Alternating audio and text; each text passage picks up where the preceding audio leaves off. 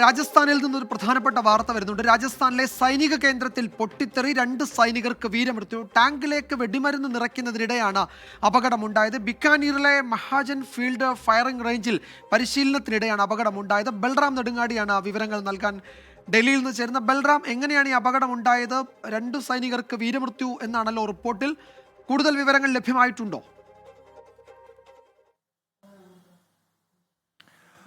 വിജയകുമാർ, ഇന്ന് ഉച്ചയ്ക്ക് ശേഷമാണ് രാജസ്ഥാനിലെ സൈനിക കേന്ദ്രത്തിൽ ഈ ദാരുണമായ അപകടമുണ്ടാവുകയും 2 സൈനികർ വീരമൃത്യു വരിക്കുകയും ചെയ്തത്. പതിവ് പരിശീലനം നടക്കുന്നതിനിടെയാണ് അപകടം. രാജസ്ഥാനിലെ ബിക്കാനീറിലെ മഹാജൻ ഫീൽഡ് ഫയറിംഗ് റേഞ്ചിലാണ് അപകടമുണ്ടായത്. ടാങ്കിലേക്ക് വെടിമരുന്ന് നിറയ്ക്കുന്നതിനിടെ ചാർജർ പൊട്ടിത്തെറിച്ചാണ് ഈ അപകടം ഉണ്ടായത്.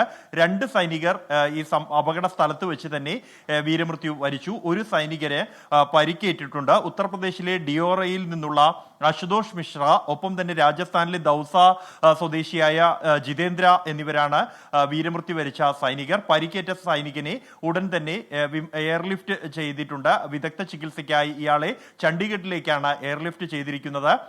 ഒരാഴ്ചക്കിടെ മഹാജൻ ഫീൽഡ് ഫയറിംഗ് റേഞ്ചിൽ ഉണ്ടാകുന്ന 2ാമത്തെ അപകടമാണ് ഇത്.